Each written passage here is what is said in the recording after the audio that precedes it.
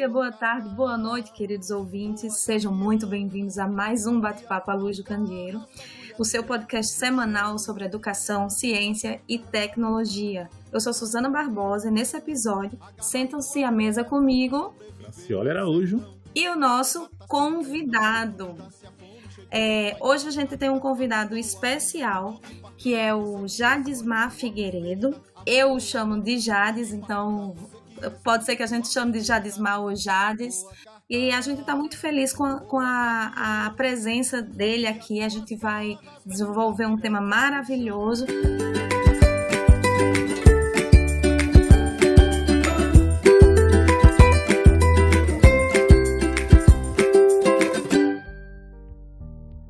Mas Jades, se apresenta aí para a galera. Bom dia, boa tarde, boa noite.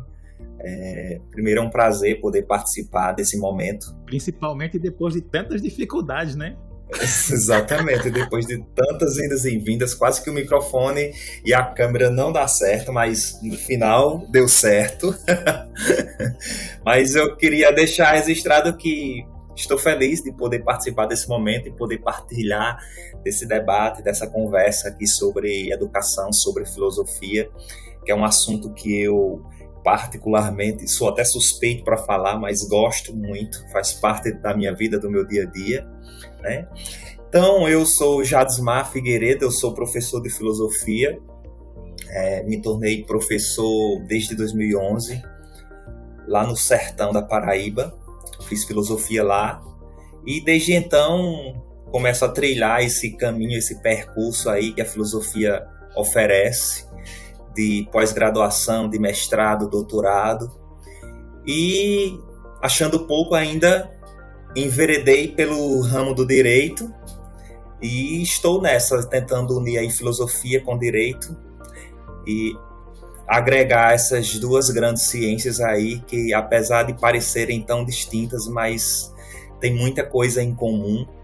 Isso é muito bom e muito gostoso trabalhar e agregar esses dois ramos do conhecimento. Então, desde já, muito obrigado e espero que a gente possa partilhar aqui desse momento e contribuir com algumas reflexões sobre o tema. Não é sempre que a gente encontra um doutor em filosofia por aí, e então quando eu tive a oportunidade já peguei ele pelo braço e vai participar do nosso podcast. E como você trouxe, né, sendo advogado também, a gente já faz um convite prévio para outra pauta que é para trabalhar essas duas ciências, como você falou. Mas hoje a gente vai falar sobre educação, sobre filosofia. É um tema extremamente importante, uma vez que a educação ela é um processo que visa a transformação, né? Ele promove ética, promove cidadania, e através de uma investigação crítico-reflexiva sobre a realidade, essa educação ela vai acontecendo. Mas é importante falar que a educação ela não acontece apenas na escola, né? Jadismar, acontece desde em casa até em outros contextos. Então, sobre a educação, o que é que você tem a acrescentar? Então, Suzana, Francioli, a educação ele é um processo que faz parte da nossa vida, faz parte do nosso meio, enquanto cidadão, enquanto sociedade, e a gente não tem como se afastar, né? É um processo de aprendizagem. A educação é um processo de aprendizagem quando nós tratamos de questões éticas, de questões morais, de questões culturais. Afinal de contas, nossos primeiros passos como cidadão, como ser humano, ele acontece dentro de um processo formativo, que é dentro da nossa casa. Então, é lá que a gente aprende o primeiro não, é lá que a gente aprende o que é pai, o que é mãe, é lá que a gente se socializa pela primeira vez, né? Dentro de casa, nós temos a nossa primeira sociedade E o processo de educação começa exatamente ali, nesse processo de convívio, nesse processo coletivo de sociedade. Então, a gente começa nesse processo e ele vai se estendendo para fora da nossa casa, né? Na escola, na rua, onde nós começamos a aprender coisas diferentes. E dentro da escola, quando nós chegamos, esse processo ele é dado continuidade. E aí é importante a gente compreender que a educação da escola, dentro da escola, é uma educação diferenciada dessa educação que nós recebemos dentro de casa, fora dela também, mas fora dos muros da escola, vamos dizer assim. Como assim? Por que diferente? É porque em casa nós aprendemos questões morais, nós aprendemos questões de respeito, nós aprendemos questões de se comportar, de interagir com o outro também. E na escola nós chamamos educação, mas a educação da escola é uma educação mais formal, que nos forma para a vida, que nos traz um mecanismo ali mais profissional, onde nós estamos aprendendo conteúdos, nós estamos dialogando, refletindo questões que nós vamos usar no nosso dia a dia, em interações no campo profissional de trabalho, obviamente também em casa, mas é mais voltado para esse campo profissional. Então a gente precisa entender que esse processo de transformação que a educação nos dá é um processo que transforma a nossa vida, é um processo que transforma a realidade, é um transferir de valores também, porque é um processo reflexivo. Aquela questão conservadora que nós, e talvez muitos aprenderam, de que é um transmitir conhecimento, na verdade isso está muito ultrapassado, isso não existe mais. Não é uma construção. Exatamente, né? É uma construção a partir de reflexões, a partir de trocas de diálogos, trocas de diálogos críticos, né? Então, a educação ela promove isso. E a gente precisa sempre estar muito aberto para aprender, para agregar, porque é justamente essa troca. Eu ensino, mas eu também aprendo. Eu, como professor, estou ali numa condição de vou para ensinar, mas muitas vezes a gente aprende muito mais do que ensina. E esse é um processo muito grande, muito grandioso. A gente gostaria muito que fosse assim, no geral, né? Acho que quem trabalha com educação e que tem uma visão, eu vou dizer, talvez eu use um termo aqui que não seja muito adequado, mas quem tem uma visão um pouco mais progressista de educação, imagina que o ambiente seja um ambiente de troca. Mas aí eu sempre reforço, né? Nós ainda temos uma academia extremamente conservadora, e que a gente replica isso. Replica. E ainda no episódio passado nós discutimos isso, né, quando falávamos sobre política, como a academia ela é conservadora e como novos professores que estão chegando, não são a maioria, né, graças a Deus não é a maioria, mas uma boa parte deles chega com a mesma visão que os seus orientadores que entraram na academia há 50 anos atrás tinham, né? Então, a gente espera que a educação ela possa se renovar para que ela realmente seja esse ambiente de troca de experiência, que a gente possa inovar, né, na forma de ensinar, tirar ali talvez um pouco do formal, preparar para a vida e não necessariamente para o mercado de trabalho, né?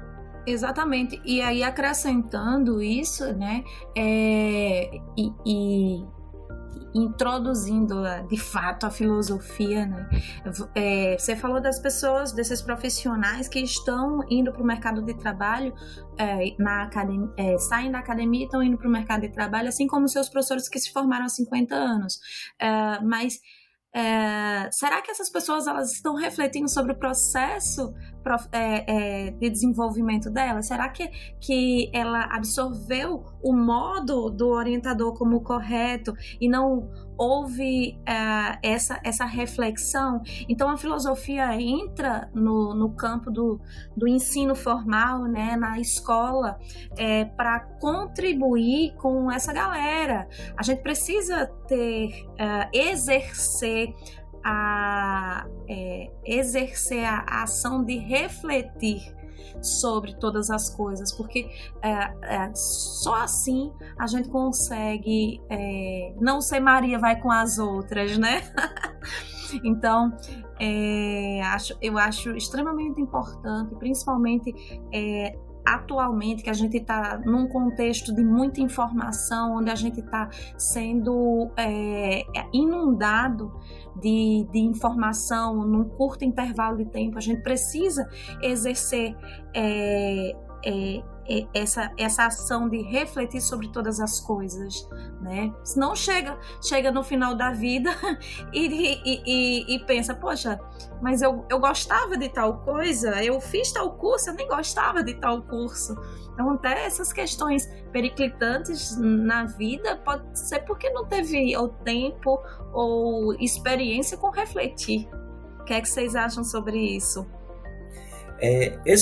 Quando a gente trata essa questão de ser conservador, né, talvez um processo mais doloroso e mais difícil também seria o desconstruir, porque nós estamos muito acostumados com esse processo já que atinge a nossa sociedade, que vem de muitas décadas anteriores, que é uma coisa mais conservadora. Então, para a gente poder adentrar em uma forma ou uma proposta diferente de ensino, de educação, a gente precisa desconstruir um modelo que já existe, né? Que é esse modelo que foi utilizado por muitas décadas por nossos pais, nossos avós, e que ele está realmente ultrapassado porque não atende mais. A sociedade ela vai se modificando, ela vai se atualizando, a gente vai aprendendo coisas novas, então é necessário que haja uma agregação ali também de situações que acompanhem esse desenvolvimento social coletivo, né? Então, antes de haver uma construção, é necessário haver uma desconstrução, e talvez essa seja até a parte mais difícil, porque esse desconstruir exige mais, é o desprendimento. Então, você se desprender para poder construir o novo não é um processo simples e também não é um processo fácil, né? E que isso exige realmente muita dedicação, abdicação também de outras coisas. Então, a gente passa por esse processo aí também, que é um processo de crescimento, né? É o deixar, desconstruir algo que já estava pronto, né? Não é fácil. Estava pronto, é mais fácil. Mas se a gente quer uma novidade, quer fazer novo, isso é extremamente importante. Eu concordo. E aí eu já emendo, né, numa pergunta. Bem, a gente está vendo uma transformação social que está acontecendo, né? E as pessoas elas estão mais questionadoras. Eu gostaria de saber se esse movimento ele está alinhado ao que a filosofia propõe, né? Se você acha que essa filosofia está contribuindo para isso, se as pessoas de fato estão refletindo mais, ou se não, se estão sendo Maria vai com as outras e seguindo ali modismo. E aí eu vou até colocar uma questão aí também, né? Nós temos pessoas que são mais questionadoras, ou nós temos pessoas hoje que são mais reacionárias? Boa! Assim, porque quando você fala do ser questionador, ele está fazendo um questionamento e tem um fundamento. Ou eu estou simplesmente, né, vou fazer um questionamento porque eu não gosto disso, né? Qual a sua percepção sobre isso? A gente precisa pensar essa questão e pensar essa questão também com muito, muito cuidado, pelo menos assim, a meu ver, né? Porque a gente não pode confundir um pensar crítico com uma repetição de informações que a gente recebe todos os dias, principalmente nas redes sociais, né? E é o que nós vemos muito hoje em dia, né? Nesses últimos tempos. Uma reprodução, uma repetição de informações, onde eu vejo, eu escuto, então eu assimilo aquilo como uma verdade absoluta e começo também a tocar adiante essas informações. Reproduzir isso, né? Exatamente, uma reprodução dessas informações ou até desses comportamentos. Então, às vezes a gente pensa e vê assim uma sociedade que está ali mais questionadora, mas será que é uma sociedade que está mais questionadora? Será que não seria essa reprodução? Porque esses questionamentos, será que eles partem da pessoa ou é do que eu já ouvi alguém falar? Na sua percepção, você acha que elas não estão mais questionadoras? É mais essa influência externa, principalmente das redes sociais? Não, eu acho que estão também mais questionadoras. Eu apenas coloco em pauta assim, essa questão de não confundirmos o estar mais questionador do que está ali partindo de uma reprodução do que nós já escutamos todo dia. Por quê? Porque é uma sociedade mais questionadora? Porque hoje nós temos muito mais acesso a informações. Obviamente que hoje eu tenho mais informações do que quando eu estudava, fazia ensino médio, porque hoje o acesso à internet é mais fácil, o acesso à informação ela está mais próximo de nós. Nós temos inúmeras formas de ter acesso à informação, né? Não apenas com livros, não apenas com revistas impressas, né? Mas com os meios digitais. Isso facilita a nossa comunicação, isso nos torna seres mais conhecedores e, consequentemente, mais críticos e reflexivos também. Mas, ao mesmo tempo, isso também nos torna seres mais reprodutores de informações e informações prontas. E aí é onde está o problema, porque quando nós reproduzimos informações prontas, essas informações muitas vezes não há uma concordância. As pessoas, é bonito reproduzir, é bonito questionar, então eu quero fazer isso também. E eu sei que muita gente, eu digo isso porque eu convivo com pessoas que fazem isso, e isso é um processo que a gente precisa ter cuidado, né? Porque aí não parte da gente, não é uma construção. E é onde entra a filosofia. O que é a filosofia nesse contexto? A filosofia é um despertar, é um mistério, um despertar de mistérios, de uma história da nossa própria existência. O filosofar é justamente colocar e deixar os pré-julgamentos para poder fazer uma construção ali de saberes, sobretudo daquilo que nos envolve, né? Nas minhas aulas de filosofia eu sempre dou um exemplo da criança. A criança, quando ela nasce, ela acha tudo muito bonito, tudo é extraordinário para ela. Ela tudo quer pegar, né? Quando ela vai crescendo ali, começa a engatinhar, começa a caminhar, tudo é bonito, tudo é diferente. Então ela quer pegar porque é diferente, mas com o passar do tempo, parece que ela vai se acostumando com essas coisas, e aquilo que era extraordinário parece que deixa de ser. Então, depois de um certo tempo, já não é mais tão interessante. E na nossa vida adulta, parece acontecer também assim.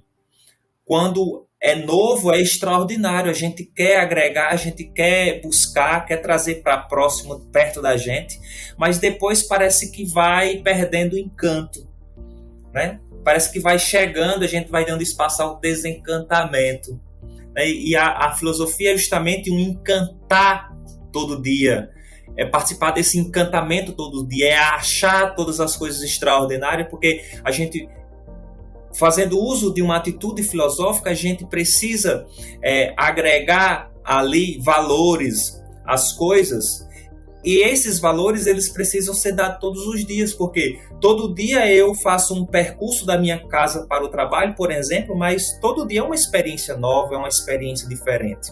Então, a filosofia ela traz esse despertar de enxergar o diferente nas coisas, né? Então, praticar uma filosofia é justamente dar e trazer essa novidade diária, cotidiana, e não como uma reprodução. Por isso que eu faço eu entro com essa questão aí da reprodução, que a gente precisa ter cuidado. Porque às vezes não é uma atitude filosófica, não é uma atitude reflexiva, é apenas uma atitude de reprodução mesmo do que já está pronto. E a filosofia não é aquilo que está pronto. A filosofia seria esse construir. A filosofia seria essa construção de ideias, de reflexões que nós precisamos fazer cotidianamente. Isso aí eu falo de uma forma geral, né? E obviamente dentro da escola, dentro desse contexto escolar, ela também adentra com essa perspectiva. Mas é muito bacana. Eu acho assim, as redes sociais elas contribuíram muito para a criação de câmaras de eco. E aí o que nós temos hoje são muitos agrupamentos que discutem às vezes as mesmas coisas, falam ali, né, continuam reproduzindo a mesma coisa sem troca de ideias, sem ganho, sem nada, eu acho que realmente ali embasado por filosofia, né? E aí você acaba criando esses ambientes que são muito insalubres, as pessoas deixam de pensar, são confrontadas às vezes com ideias e elas não têm capacidade, assim, estão sobrecarregadas com informações, mas a partir daquelas informações elas não conseguem extrair nada. Elas deixam de pensar para apenas reproduzir, né? E aí muitas vezes levantam uma bandeira de esse é o meu posicionamento, é isso que eu acho. E na verdade existe aí uma onda, né, de informação que vai carregando essas pessoas, e talvez se elas refletissem e pensassem mais, elas sairiam desse movimento, digamos assim, né? Exatamente. E aí, como você falou do que era a filosofia, né? Que era a construção do novo, não é trabalhar com o que já se tem, a construção do novo. Mas a filosofia também, ela promove uma autonomia, com a filosofia, aquele indivíduo, ele é protagonista, né, das suas ideias e enfim, do seu processo de desenvolvimento nesse mundo. Então, olhando agora para o ensino médio, para a escola básica, o que é que a gente espera desses alunos com base na filosofia? E aí corta para o novo ensino médio, né, com todas essas mudanças, essas demandas, que também quer que o aluno seja protagonista. Como a filosofia pode contribuir para esse protagonismo do aluno, né? E aí uma segunda pergunta, como é que está o currículo de filosofia para suprir essas demandas? A filosofia, ela pode contribuir com a atividade reflexiva, mas você poderia perguntar, mas Jadismar, como uma atividade reflexiva? Primeiro, 2 pontos. O que é filosofia? A gente pode partir daí. Primeiro, não existe um conceito para dizer o que é filosofia. Existem vários conceitos para dizer o que é filosofia. E eu gosto muito de um conceito que é dado por Aristóteles, que ele diz assim, a filosofia é uma atitude. Mas atitude de quê? Atitude de sair do comodismo para pensar diferente, né? E quando eu trouxe essa questão aí, pensar o novo. Não é que o que já existe não pode ser pensado, mas a gente pode pensar o que já existe de uma forma diferente. Não é que o que já existe não seja importante, é importante, mas a gente precisa pensar e precisa refletir também sobre aquilo, né? Então, a filosofia seria essa atitude de pensar nossa vida, de pensar nossa existência. E foi assim que ela surgiu. Ela surgiu lá na Grécia Antiga, com a necessidade de trazer uma reflexão diferente para respostas que o homem queria e não tinha mais. A mitologia dava respostas ali para dizer, como é que o homem surgiu? Como todas as coisas se formaram. Então, a mitologia começou a partir de uma teogonia, que é uma forma de conhecimento ali dada a partir de divindades mitológicas. Isso já não satisfazia mais a necessidade do homem por saber. Então a filosofia, ela surge para suprir essa necessidade do homem de conhecimento. Então os primeiros filósofos, o primeiro de todos, Tales de Mileto, ele começa a trazer e mudar essa pauta. Não é mais de uma teogonia. O mundo não surge mais a partir de uma relação entre deuses, mas a filosofia surge a partir de elementos físicos, que é o que tinha. Então ele diz, tudo se origina da água. Não é que Tales fez a grande descoberta daquela época, que a água seria um elemento responsável pela origem de todas as coisas, mas Tales ali, ele contribuía para que a forma de saber e a forma de conhecer, ela fosse pensada de uma forma diferente, a partir de elementos que estivessem mais próximo do homem, a água, como elemento que realmente existia. Então veja que era a forma de pensar que estava sendo mudada. E obviamente que esse processo não acontece da noite para o dia, é um processo que demora anos, séculos talvez, para poder essa mudança de pensar ela acontecesse. Então, hoje, trazendo para a nossa realidade, é preciso também partir dessa atitude. Por isso eu gosto muito desse conceito dado por Aristóteles, quando ele diz que a filosofia é uma atitude. Atitude de quê? Atitude de sair do comodismo, atitude de pensar novo. Né? Sócrates, um pouco mais adiante, ele vai trazer dois conceitos, que é o conceito de ironia e de maiêutica.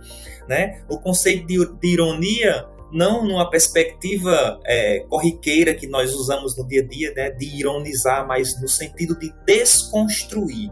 Desconstruir aquilo que nós acreditamos que já está pronto e sabemos, para reconstruir uma forma nova de pensar. Né? Então, de um lado, ele utiliza a ironia para desconstruir um saber, né? Por isso que ele diz assim, só sei que nada sei, porque sempre está apto a aprender. Então, é uma desconstrução para uma reconstrução, que é aí onde ele utiliza essa outra proposta dele, que é a maiêutica, né? Dar à luz. A luz é quê? Dar à luz a ideias. Então, são propostas que nós precisamos agregar ao nosso dia a dia, à nossa vida, como uma forma de trazer e fazer acontecer o conhecimento, a reflexão. A reflexão no nosso trabalho, a reflexão na nossa vida, de pensar a nossa existência, de pensar as nossas relações, seja ela com a gente mesmo, seja com os outros que fazem parte da nossa vida, entendendo que o outro é diferente de mim e é preciso observar e compreender o outro com um mundo que é exterior, que é externo a mim. Né, que pensa diferente, que sofre diferente, que tem sensações que são distintas, que tem emoções, entender que é um mundo diferente do meu. Né? Então, a filosofia ela precisa nos ajudar. Então, dentro da escola, a filosofia ela pode e deve começar a despertar no aluno justamente esse interesse de pensar essa novidade, de pensar a novidade. Porque entra aí a segunda pergunta. A primeira foi o que é a filosofia, né? E a segunda que eu coloco é para que serve a filosofia.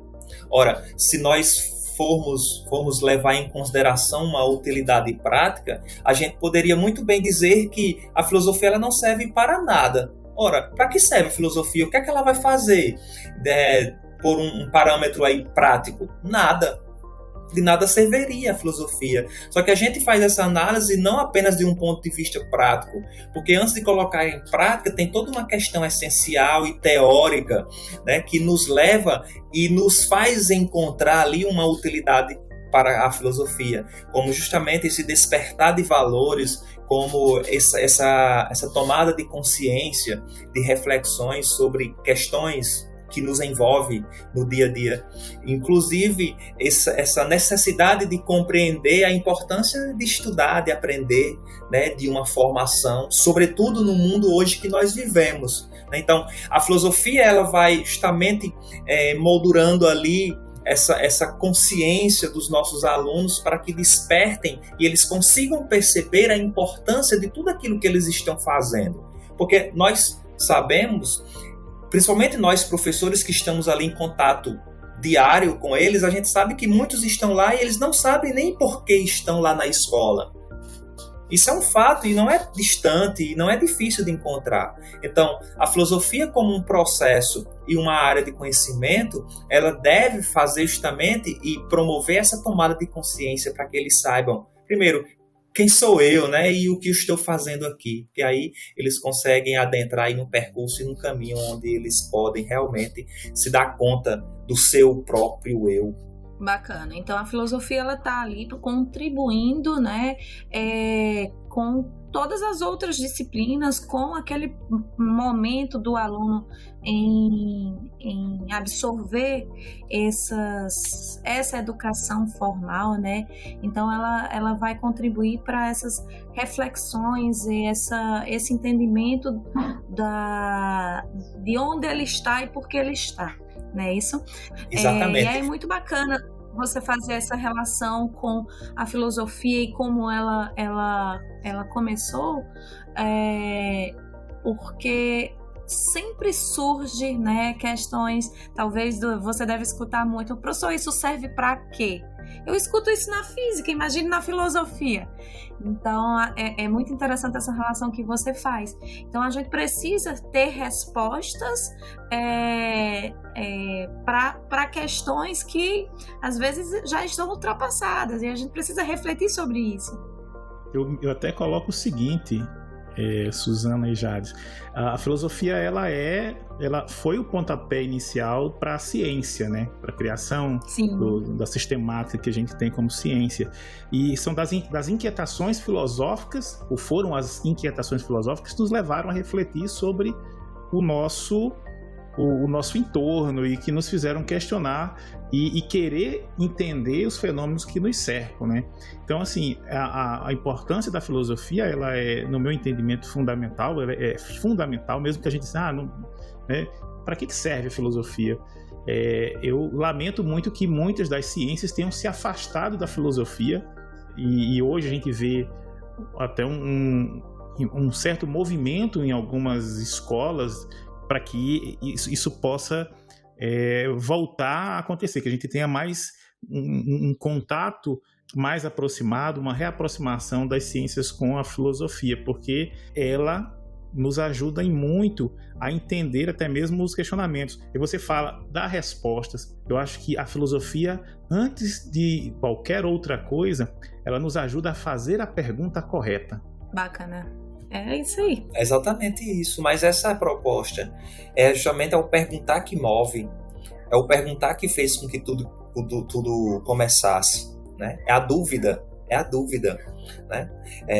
Foi assim que, foi por aí que os filósofos eles começaram a buscar. Ora, se não há dúvidas, se não há perguntas, para que buscar respostas? As respostas, elas são consequências das perguntas. Por isso que mais importante do que respostas são as perguntas. Kant, ele dizia assim, não se ensina filosofia, se ensina a filosofar, né? Por quê? Porque a filosofia é esse processo de construção, de conhecimento, né? O que eu posso ensinar é o que pensaram alguns filósofos, mas o despertar do saber, o filosofar, isso aí é algo que a gente pode sim praticar e aprender, mas como um processo de construção, de desenvolvimento, de atividades reflexivas, críticas. Por isso que ele diz, não se ensina filosofia, porque não tem ali uma fórmula pronta, né? Se ensina a atitude de filosofar, pelo menos se mostra como poder filosofar, né? E dentro do ensino médio, Jales, como tá? Porque filosofia teve sua carga horária reduzida, né? Eu acho que o aluno ele só tem um contato de 1 hora com 1 hora aula, né? Com o professor de filosofia. Uma vez por semana. E isso me parece muito pouco. E aí eu queria saber como, né, quais são as estratégias que você, como professor de filosofia, utiliza para driblar essa carga horária reduzida, para conseguir alcançar os seus objetivos naquela disciplina, que é fazer os alunos filosofarem.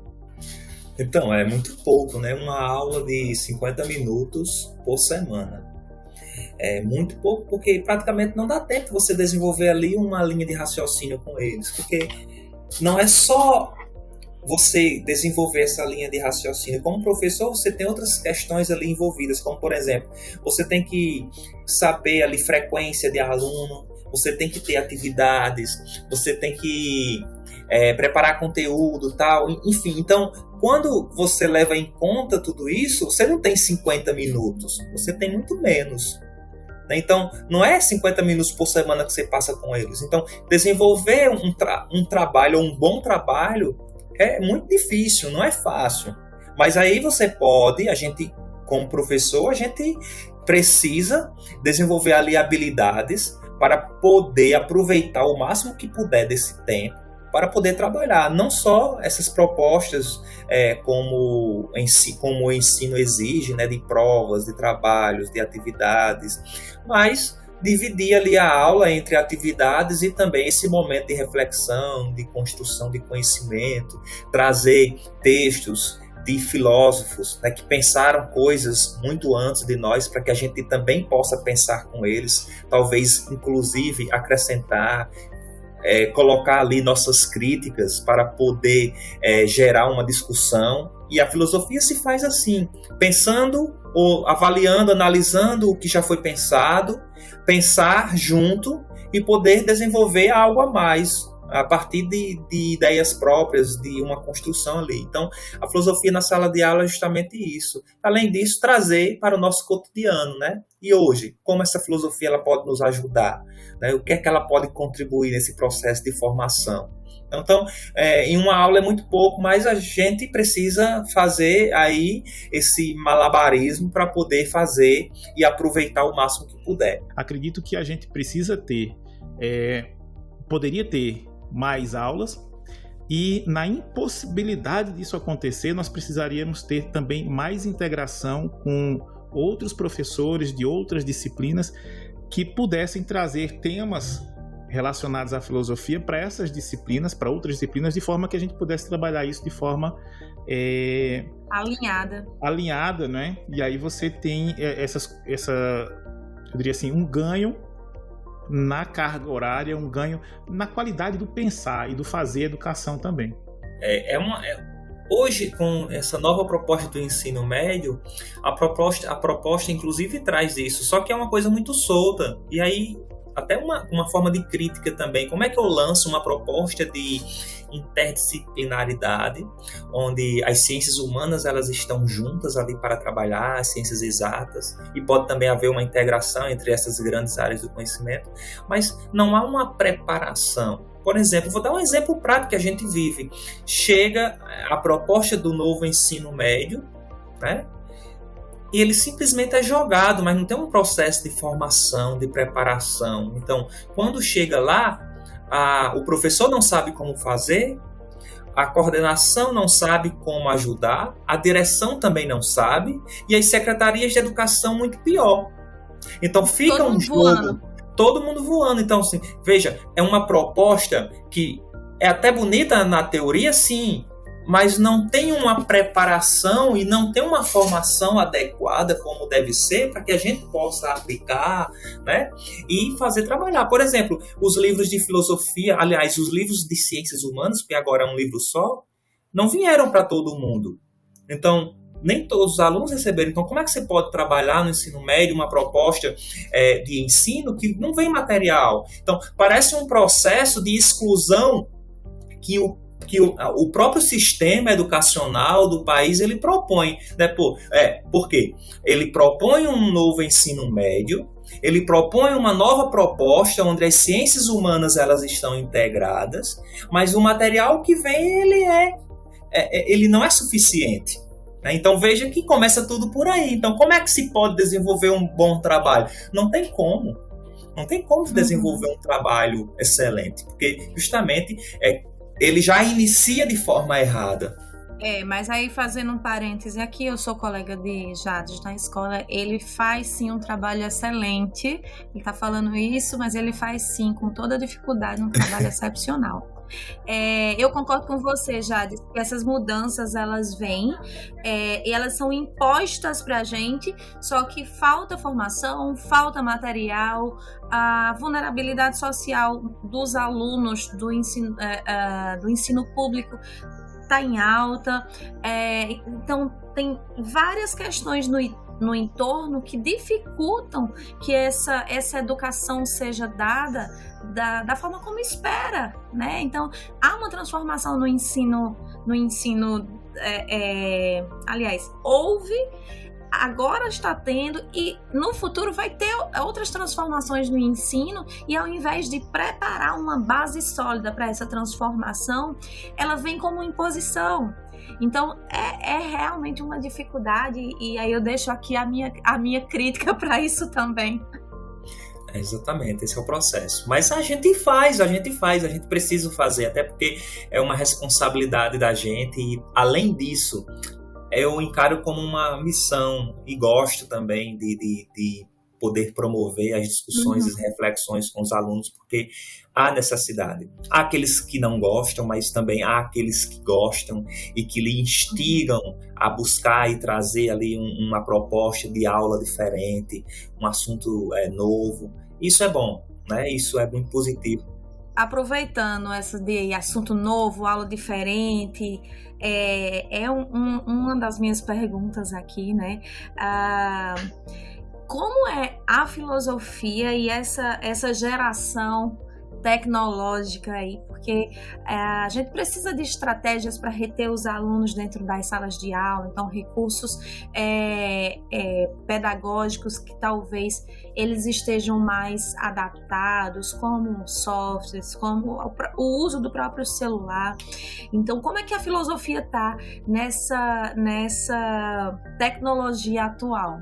Olha, Suzana, Francioli, a sociedade evolui e a gente precisa, junto com ela, evoluir, né? O acesso à informação, o acesso à tecnologia, ela é essencial hoje. Não tem como nós nos desvincularmos dessas tecnologias que nós utilizamos. Não tem como viver sem tecnologias hoje. Então, a tecnologia ela nos aproxima e ela nos ajuda a desenvolver um bom trabalho. É isso mesmo que nós estamos fazendo agora a partir do uso da tecnologia. Eu estou em João Pessoa, Suzana está lá no Rio de Janeiro, Francioli está onde? Natal? Em Goiás. Goiás. Olha, tá vendo? Estamos aqui dividindo o país, né? Estamos juntos a partir de uma tela de computador, a partir dos recursos tecnológicos. Então veja como isso é importante. Agora, a filosofia, dentro desse processo, ela é extremamente também, porque a gente precisa, antes de tudo, refletir sobre essa sua importância, né? Inclusive, vários autores, vários filósofos, eles tratam dessa questão da tecnologia dentro da filosofia, como, por exemplo, Walter Benjamin, como alguns filósofos bem contemporâneos hoje que trazem essa questão, sobretudo da reprodução em massa, né? E aí a gente precisa, eu adentro nessa questão também, inclusive como a gente falou no início, né, de uma reprodução a partir das redes sociais, e aí eu volto aqui, mas com essa questão da tecnologia, ela é muito boa, é muito positiva a meu ver, mas ela também a gente precisa também ter cuidado com a tecnologia que ela traz essa grande reprodução, né? E assim promove vamos dizer assim, um consumo desenfreado. E tudo isso a gente precisa pensar e refletir sobre para que fazer isso, por que fazer isso. E aí a gente vê com pontos positivos, mas também com pontos negativos, né? A gente sabe que esse consumo desenfreado ele é prejudicial para o meio ambiente, ele é prejudicial para a própria sociedade. E quem é que ganha com tudo isso? Um sistema capitalista e grandes empresários, e que para eles é bom, deve ser ótimo, para nós deve ser bom, porque a gente usa, né, dos mecanismos e é bom, mas a gente sabe que por trás de tudo isso traz um grande prejuízo. Hans Jonas ele já dizia, né, que é preciso ter uma preocupação com as gerações futuras, é preciso ter uma preocupação com a preservação do meio ambiente, porque se a gente não tiver essa preocupação hoje, talvez não existam gerações futuras, né? Então é a ética para o meio ambiente. Então pensar a filosofia juntamente com essa tecnologia, é também pensar, né, sobre essa consequência que ela pode trazer para a nossa vida daqui a 10, daqui a 20 anos. E é preciso fazer, mas é preciso fazer também com responsabilidade. Aí a gente pode adentrar em várias dimensões dessa questão, né? O nosso uso e o favorecimento que a tecnologia traz para a nossa sala de aula, para a nossa vida, mas também esse processo desenfreado que a própria tecnologia nos impõe a agir e que nos coloca como um ser ali de consumo, que todo ano, a cada 2 anos, a gente precisa trocar os aparelhos porque eles estão ultrapassados. E será que realmente isso é necessário, né? Eu vejo, Jades, eu sou aquela pessoa que gosta de ler pelo livro, gosto de sentir o cheiro da folha do livro. Eu também. Mas é difícil, imagina, eu vou para uma viagem, eu não vou levar uma porrada de livro para ler. Então, se eu tenho um celular que me ajuda nisso, isso vai ser interessante. Olhando para dentro da sala de aula, eu vejo que a gente precisa se virar ali nos 30 para chamar a atenção dos alunos, né? E como professora, eu vi que utilizar recursos recursos tecnológicos para pedir atividades funciona, sabe? Funciona bastante. Muito embora tenha alunos meus que não saibam mandar um e-mail. Que eles não sabem mandar um e-mail, mas eu pedi trabalhos em formato de vídeos que eles sabiam fazer como ninguém, porque tinha um Instagram que eles sabem fazer o vídeo, o difícil era, professora, qual é o conteúdo, como é isso, como é entender, mas na parte tecnológica eles são excepcionais e dão de 10-0 na gente. Então, eu vi como muito positivo esse uso da tecnologia na sala de aula. Pretendo continuar. Mas aí a minha dúvida era, em filosofia, tem como fazer isso? Tem também. Tem também. Ora, tantos temas legais que a gente pode trabalhar, como, por exemplo, ética, valores. A gente pode trabalhar o próprio eu, né, a pessoa como um ser comportamental, de relações sociais, porque a filosofia, mas ela está ali agregada a outras ciências como a sociologia, como a psicologia, né? Então, vários temas ali para trabalhar o eu, trabalhar o outro, a relação entre mim e as pessoas ali que estão ao meu redor, né? Então, tem como trabalhar também com as tecnologias, porque elas podem nos assessorar, elas podem nos ajudar com gravação de vídeos, elas podem nos ajudar ali com a criação de materiais, né? Então, a tecnologia aproxima a gente, né? Com a pandemia, esse processo ele se acelerou, né? 2 anos dando aula a partir da tela do computador, né? Como dar aula de filosofia na tela do computador? Né? Então, aconteceu, deu certo, foram 2 anos. É óbvio que a mensagem ela não chegou para todo mundo. Sempre tem aqueles que ficam, de certo modo, excluídos porque não têm acesso. Mas chegou. Eu criei um canal no YouTube. Então, várias aulas foram gravadas. Então, a informação ali ela ficou registrada, está lá ainda hoje. Quem quiser pode assistir às aulas.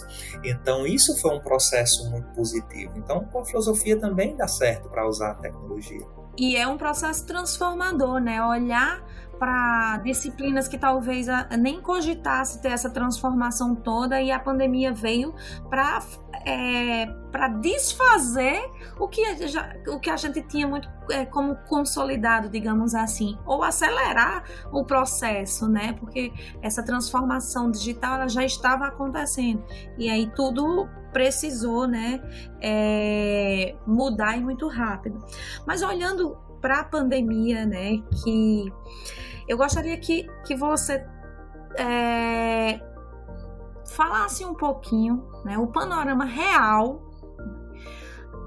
durante e pós-pandemia desses estudantes da disciplina de filosofia na educação básica, no ensino público. Porque a questão é que a gente espera resultados muitas vezes utópicos, né, como vai impactar aquele aluno, mas tem vários contextos. Esses alunos eles têm questões de vulnerabilidade social, tem questões de... enfim, tem tantas questões que dificultam você alcançar os objetivos, né? Você como professor. E aí eu queria saber um pouquinho o panorama real desses estudantes das disciplinas de filosofia no ensino básico. Olha, se a gente levar em consideração os 2 anos de pandemia, a gente pode dizer que foi um prejuízo enorme, primeiro para nossos alunos, né? Foram eles que mais saíram prejudicados nesse processo de educação, escola e tal. Acho que todo mundo saiu prejudicado, mas os próprios alunos foram eles que mais se prejudicaram com a perda de conteúdos. E isso é uma perda inestimável que eu acho que não dá para recuperar com facilidade, né? Então, se as aulas de filosofia, a gente, pelo menos na escola pública, a gente tem a partir do primeiro ano do ensino médio. Então, aqueles que chegaram ao primeiro ano agora, eu até disse para eles, o prejuízo não é tão grande, porque a gente está começando do início agora. Mas aqueles que fizeram o primeiro e segundo ano na pandemia, o prejuízo é bem maior, né? Porque você chega ao terceiro ano sem saber algumas noções, sem saber o que é, sem saber para que serve, né? Então, você vai ter que ir ali começar do começo. E aí, como começar do começo, se a gente tem uma imensidão de conteúdos, de assuntos que precisam ser refletidos, discutidos em sala? Então, em um ano, obviamente, não dá tempo. Então, você tem que fazer uma seleção ali do que é principal, do que é prioridade, para que, pelo menos, essa parte de prioridades, ela seja dada, né? Mas aí, de uma forma geral, no contexto mais abrangente, a gente pode dizer que o aluno, antes da filosofia, ele chega ali meio que perdido, sem saber o que é aquilo. Se você pergunta, vocês já ouviram falar filosofia? Já. E vocês sabem dizer o que é filosofia? Não, ninguém sabe, ou poucos sabem dizer o que é filosofia, para que serve, o que é que ela faz, né? Então, no final, acho que de cada ano, acho que a gente tem sim um resultado ali em que os alunos eles utilizam desse conhecimento para pelo menos pensar sobre questões que envolvem o seu dia a dia, a sua própria vida, a sua própria existência, né? Então, um filósofo francês que ele trata sobre o corpo, Merleau-Ponty, ele trata sobre perspectivismo. Então, as perspectivas que nós podemos perceber em nossa vida, né? A gente percebe o outro, a gente percebe a si mesmo e a gente toma consciência de nossa própria existência. E tomar consciência de nossa própria existência, isso é fundamental, isso é necessário para nós enquanto pessoa, enquanto profissional, enquanto filho, enquanto estudante, enquanto irmão, enquanto esposo, enquanto esposa, né? Porque a gente tem consciência de quem somos nós. E a partir daí, a gente vai tendo outras noções e outras perspectivas de tudo aquilo. Perspectiva do outro, perspectiva do próprio mundo, do que eu vejo. Será que é isso mesmo? Será que esse entendimento que eu tenho da realidade, será que esse entendimento realmente faz sentido? Será que é por esse caminho mesmo? Ou será que não é? Então, olhar o mundo a partir de perspectivas, relativizar mais as coisas, eu acho que isso é fundamental, isso é necessário para uma vida de correrias, de estresse que nós temos hoje em dia. Então, relativizar, subjetivizar as coisas que nós fazemos, as coisas que nós ouvimos, né, as pessoas com quem nós convivemos, porque cada pessoa é um mundo, cada pessoa tem problemas que são diferentes. Então, a gente precisa olhar para tudo isso e pensar como se estivesse vivendo aquilo também, né?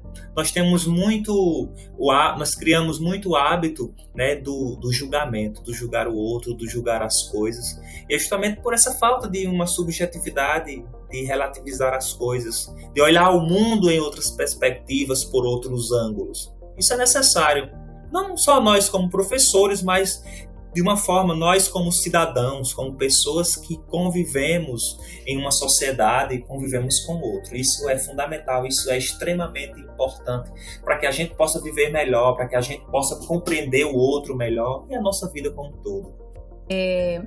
É interessante, né? Porque se a gente pensa na pandemia e aí você deu aula online, né, e tal, mas aí a gente também tem que pensar que não são todos os alunos que têm acesso, não são todos a um computador, a um celular, que muitos alunos às vezes não têm sinal de celular, moram em localizações, né?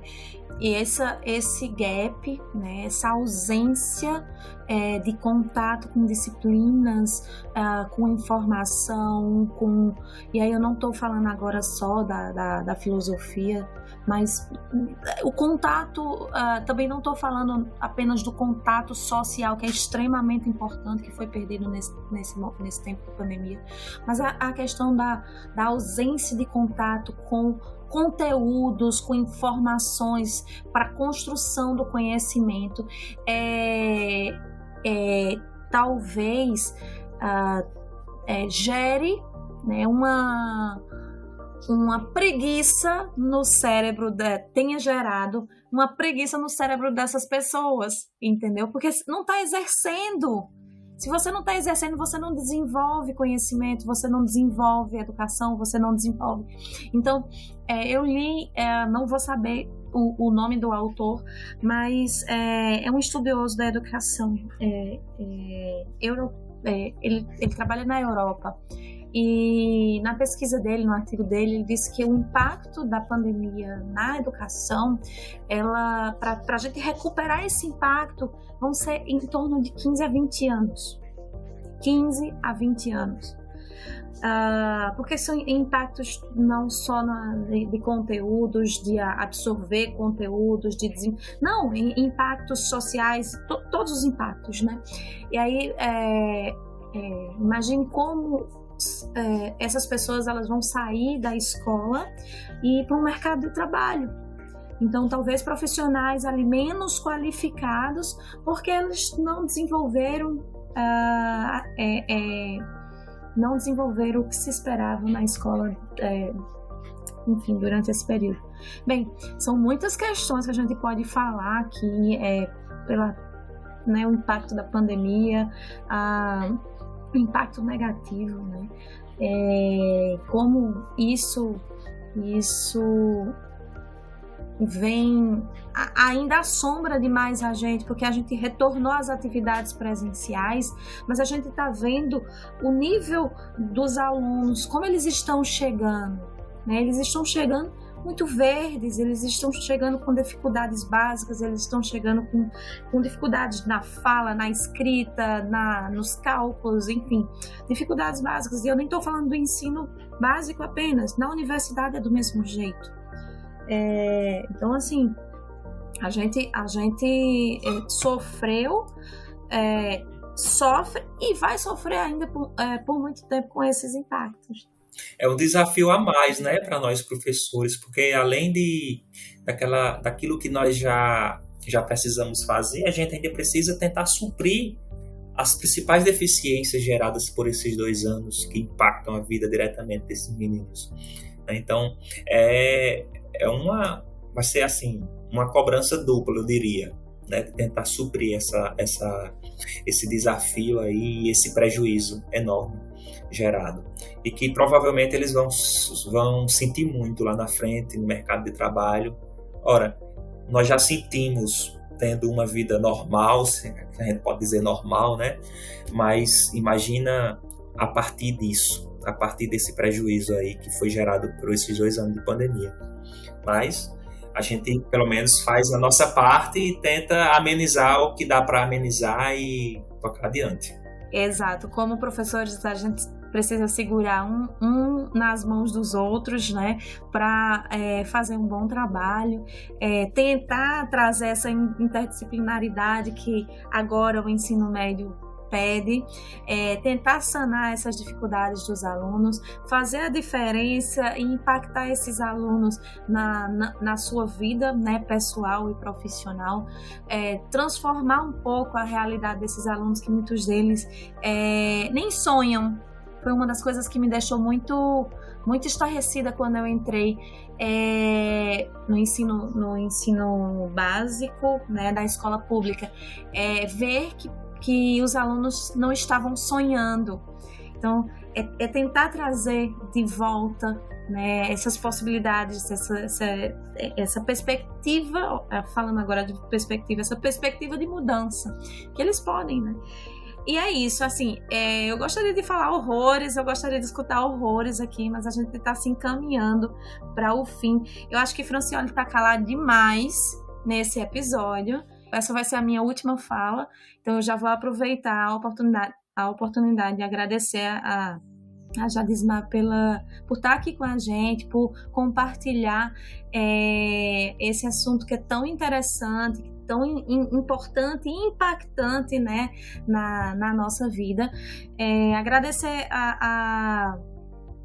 por ter aceitado o convite de primeira, por passar aqui. Gente, ele passou uns 40 minutos tentando arrumar o áudio dele, então assim, não é todo mundo. Então, obrigada, Jadismar. Espero que a gente conte com você em outros episódios, e a porta da Luz do Candeeiro está aberta sempre para você. Eu não sei se isso aqui é um café, é um bar, o que é, né? ou se é só um cantinho aconchegante na casa da gente, né?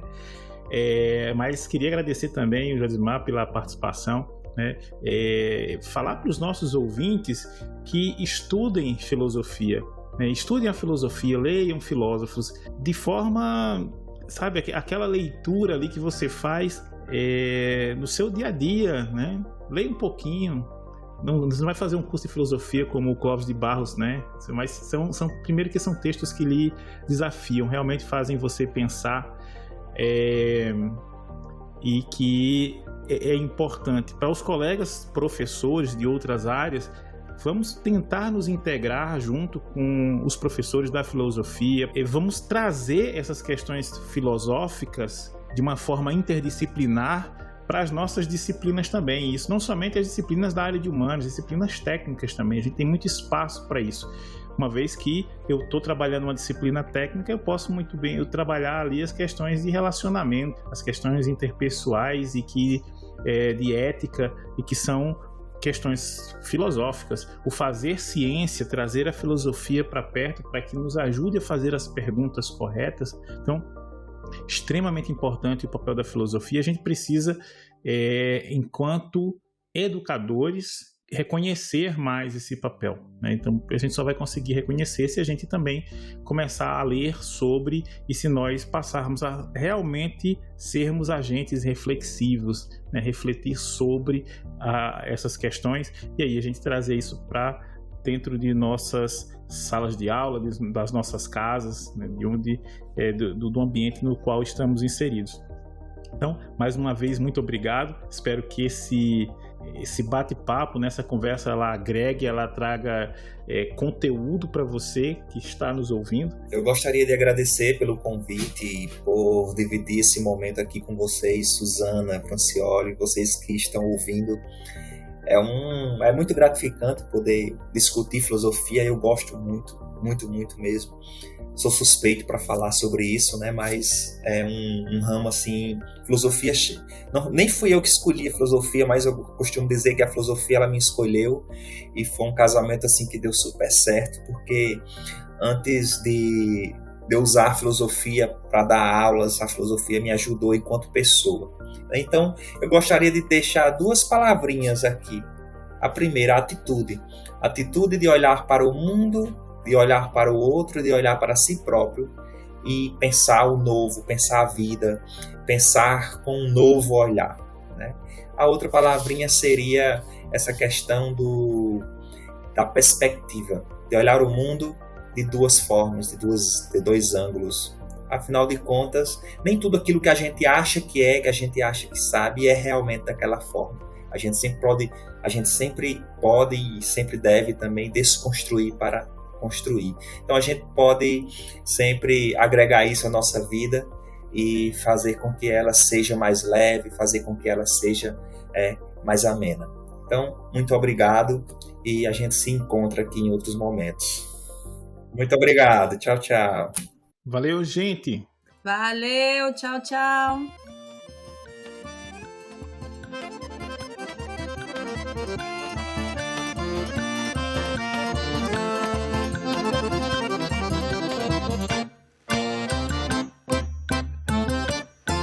Chegou a hora do forró, varar o tempo, correr na frente do vento, fazer o povo dançar. Vamos dançar, chora, baião, rastapé, pra mostrar como é que é o forró potiguar. Chegou a hora do forró, varar o tempo, correr na frente do vento, fazer o povo dançar.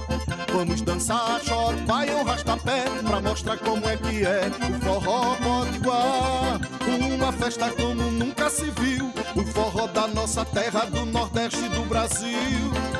Forró que o povo vai cantar, verso, rima, poesia, o forró potiguar. Verso, rima, poesia, o forró potiguar.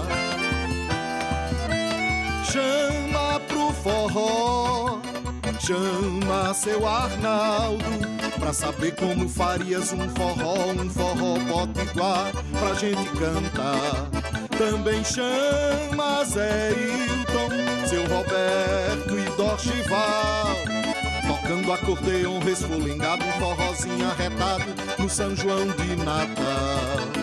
Tocando acordeon resfolengado, um forrozinho arretado no São João de Natal.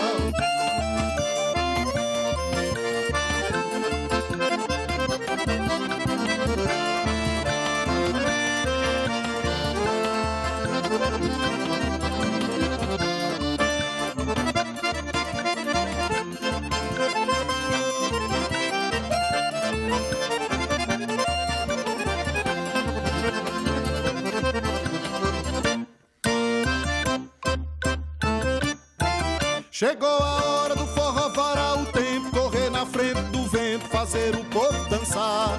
Vamos dançar, shot, baião, rastapé, pra mostrar como é que é o forró potiguar. Chegou a hora do forró varar o tempo, correr na frente do vento, fazer o povo dançar. Vamos dançar, shot, baião, rastapé, pra mostrar como é que é o forró potiguar. Uma festa como nunca se viu, o forró da nossa terra, do Nordeste do Brasil. Forró que o povo vai cantar, verso, rima, poesia, o forró potiguar. Verso, rima, poesia, o forró potiguar. Chama pro forró, chama seu Arnaldo, pra saber como farias um forró potiguar pra gente cantar. Também chama Zé Hilton, seu Roberto e Dorchival, tocando acordeon resfolengado, um forrozinho arretado no São João de Natal. Tocando acordeon resfolengado, um forrozinho arretado no São João de Natal. Tocando acordeon resfolengado, um forrozinho arretado no São João de Natal. Tocando acordeon resfolengado, um forrozinho arretado no São João de Natal.